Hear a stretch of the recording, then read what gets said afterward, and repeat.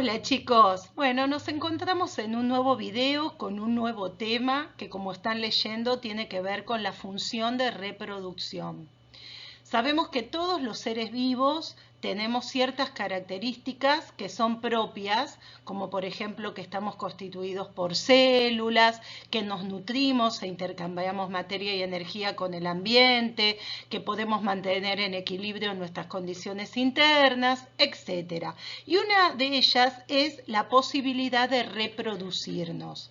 ¿Se entiende? Si bien no es una función vital para cada individuo, porque sabemos que hay muchos seres vivos que no se reproducen y pueden seguir cumpliendo su ciclo de vida, desde un punto de vista en cuanto a la especie, sí es una función necesaria. Si todos los seres vivos de una especie dejaran de reproducirse, la especie corre peligro de extinguirse.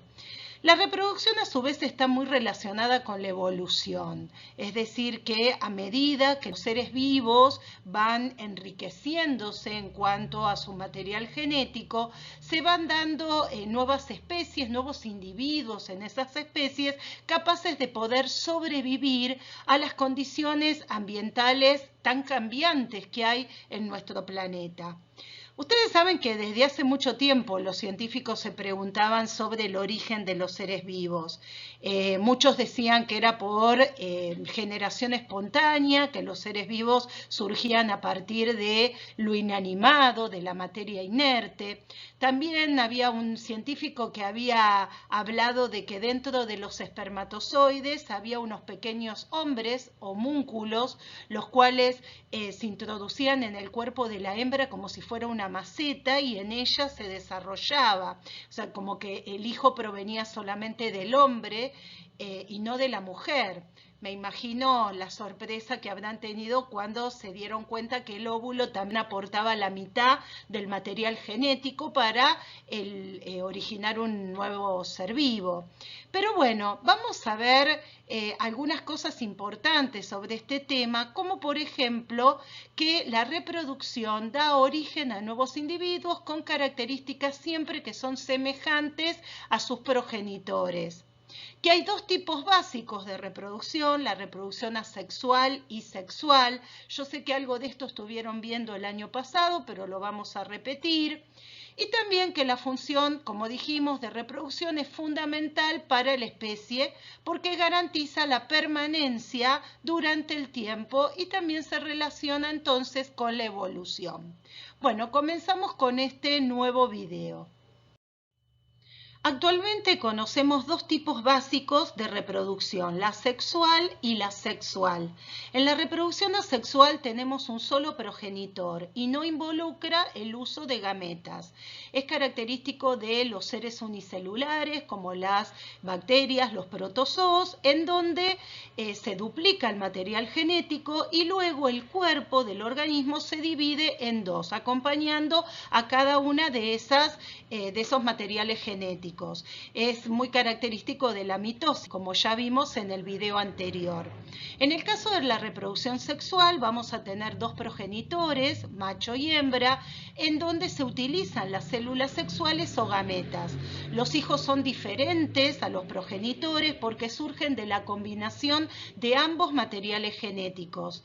Es característico de los seres pluricelulares y en ello se basa lo que es la evolución, ya que cuando se producen seres que son diferentes en cuanto a su material genético, se está asegurando la variabilidad, lo que hace que dentro de una especie los individuos sean diferentes y ante un cambio en el ambiente, algunos puedan sobrevivir y otros no. En el caso de la reproducción asexual, como son todos idénticos a sus progenitores, cualquier cambio en el ambiente hace que la especie corra peligro de extinción, ya que todos tienden a morir.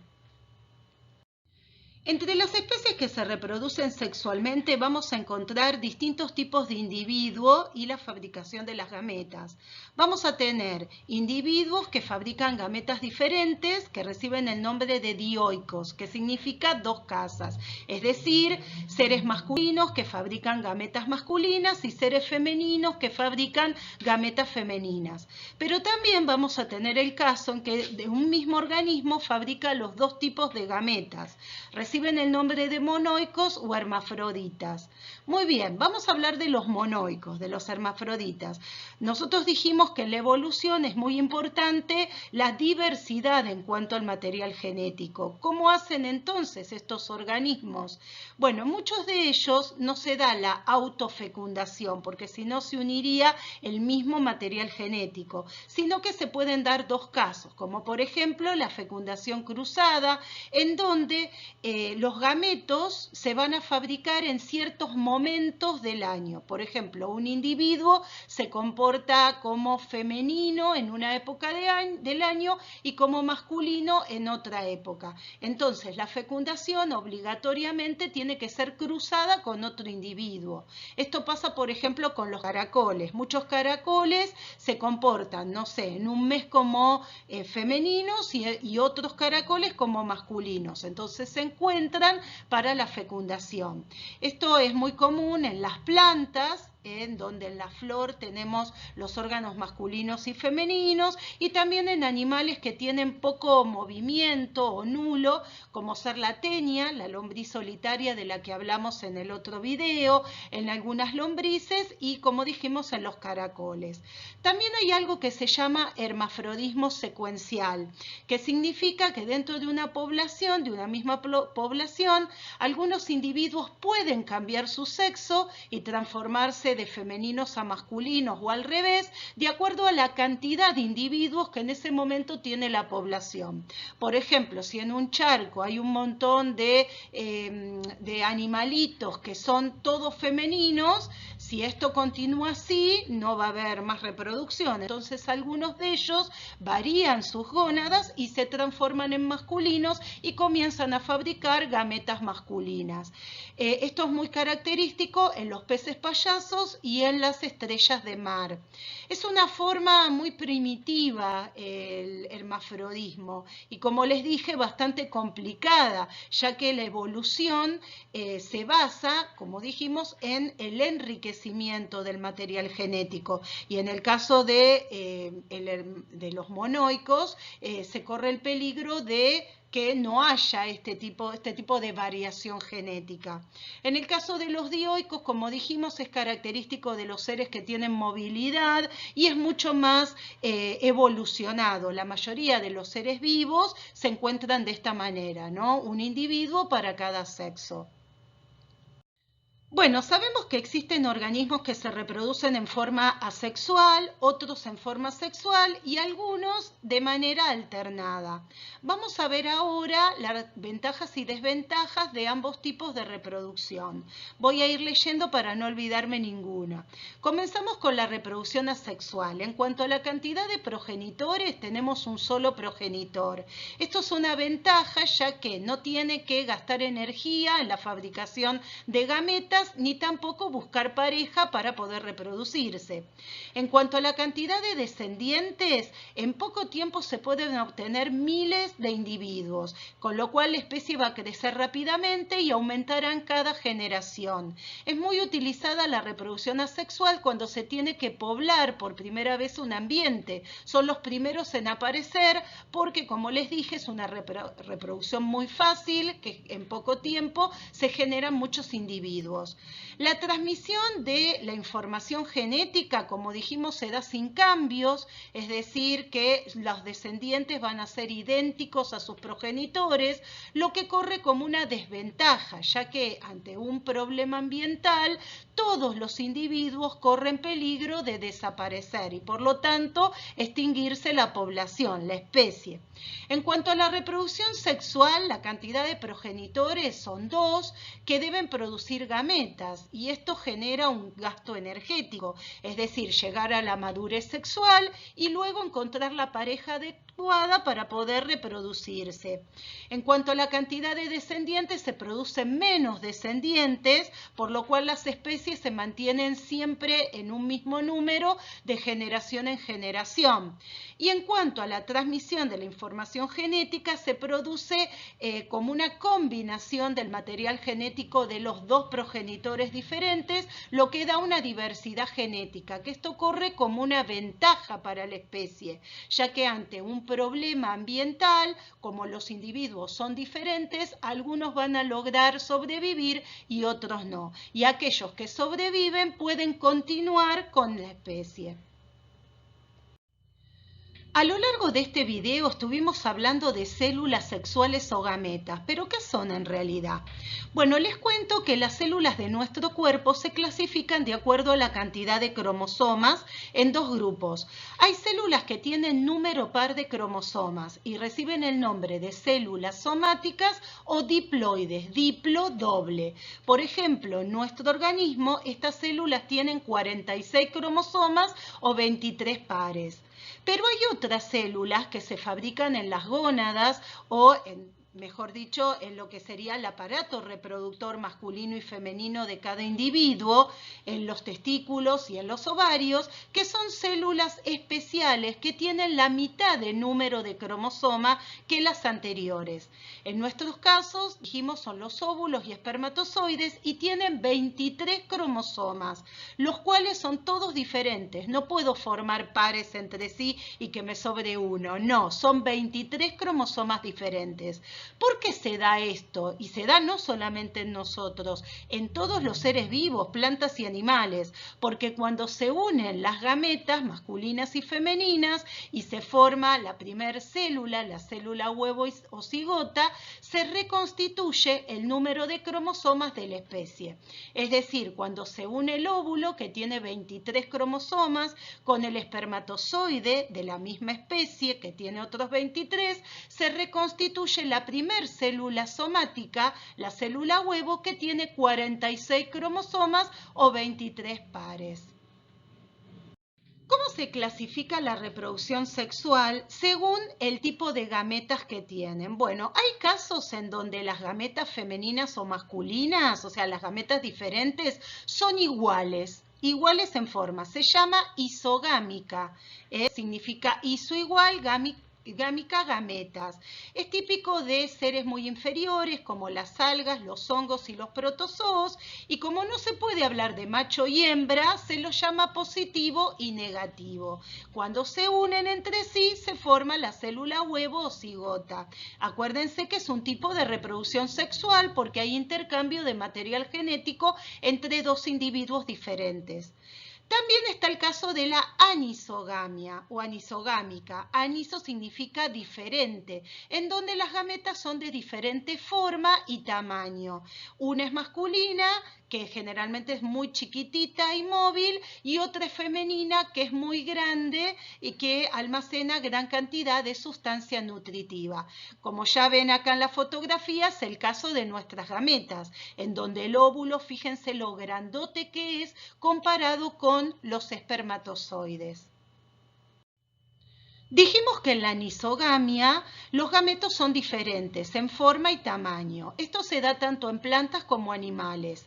En el caso de la gameta femenina, en las plantas recibe el nombre de oófera, mientras que en los animales se llama óvulo.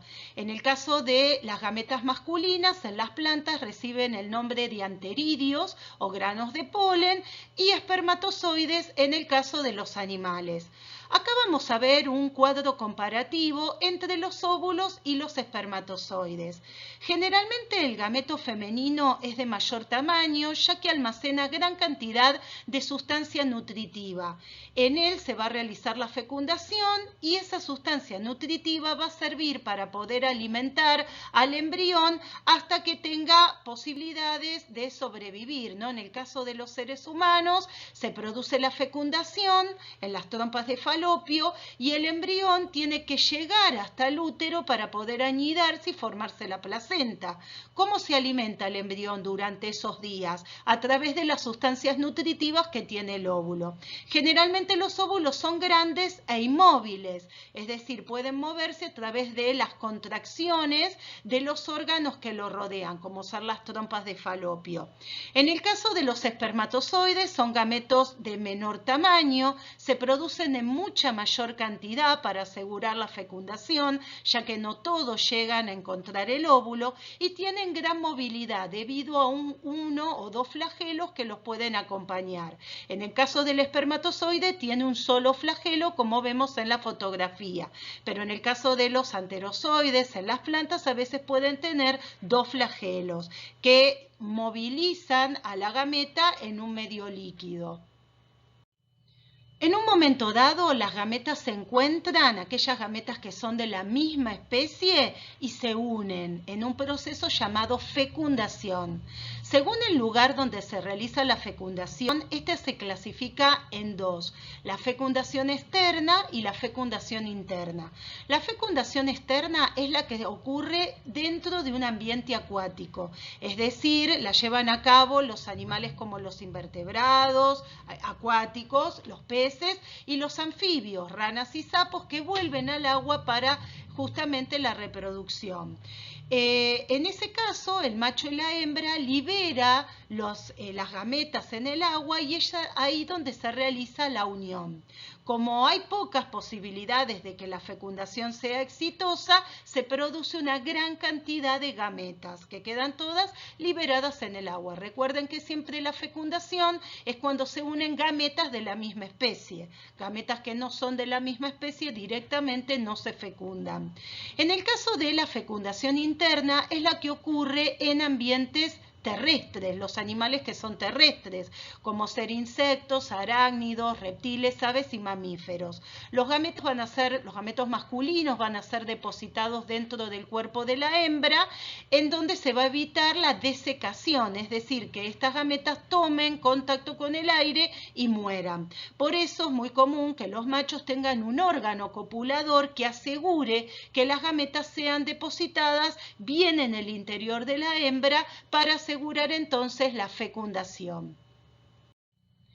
Llegamos al final de este video. Se hizo cortito, pero aprendimos un montón de cosas sobre la reproducción. Sabemos que hay muchos comportamientos, tanto de las plantas como de los animales, que aseguran no solamente la fecundación, sino también la supervivencia de las especies. En el caso de los animales, desde el cortejo, que es la atracción entre ellos, el cuidado de las crías, la selección en cuanto a las parejas, todo determina que haya un éxito en la formación de nuevos individuos, que tiene mucho que ver con el tema de evolución. Es decir, estos comportamientos a lo largo del tiempo fueron satisfactorios, fueron ventajosos para que estos seres vivos puedan mantenerse, estas especies puedan mantenerse a lo largo del tiempo. Ahora vamos a estudiar las estrategias reproductivas, que son comportamientos tanto de plantas como animales que aseguran la supervivencia de los futuros seres, ¿no? De las crías, de las semillas, etc. Vamos a tener dos tipos de estrategias, la K y la R. La estrategia K se relaciona con plantas y animales que son de gran tamaño, que viven durante muchos años, que tienen un nivel de supervivencia alto, es decir, que hay una gran natalidad y poca mortalidad. En el caso de los animales hay cuidados parentales, tanto la hembra como en algunos casos el macho acompañan a las crías hasta que éstas puedan obtener el alimento por sus propios medios y también lo defienden de los predadores. Y generalmente se van a formar pocos descendientes, pocos hijos. ¿Por qué? Porque la mayoría de ellos van a llegar a adultos debido a todos los cuidados que antes nombramos. En el caso de las plantas y de los animales que tienen la estrategia R, vamos a hablar de organismos de tamaño pequeño como bacterias, protozoos, insectos, insectos, etcétera, que tienen un nivel de supervivencia muy bajo, la mortalidad es mayor que la natalidad, no existen cuidados parentales, generalmente la hembra pone sus huevos y se va. Se me ocurre ahora nombrar, por ejemplo, las tortugas, ponen los huevos en la arena y se van, con lo cual la cantidad de huevos que se ponen son muchos, debido a que no todos van a llegar a eclosionar y formar un nuevo individuo, llegar adulto. Muchos van a ser comidos por depredadores, otros van a ser parasitados por virus o bacterias que los van a enfermar y van a terminar muriendo estos embriones. Entonces, ¿cómo hizo la naturaleza para tratar de asegurar? Bueno, hay poca descendencia en aquellos animales que tienen un cuidado materno, es decir, un cuidado de la especie en general, y vamos a tener una gran cantidad de puestas de huevos en aquellos seres vivos donde no hay cuidados parentales y donde la supervivencia está un poco librada a la suerte. Bueno, chicos, llegamos al final de este video, espero que les haya gustado, vamos a continuar con este tema, así que nos vemos en un próximo video en 2 semanas. Les mando un beso grande, síganse cuidando y cualquier duda que tengan me escriben a través de la plataforma o a través de mi mail personal. Otra cosa, vayan entregando los trabajos a aquellos que me deben, ya sea de este periodo como de los periodos anteriores. Así no será necesario continuar en las vacaciones, en diciembre y en febrero. Les mando un beso grande. Hasta luego.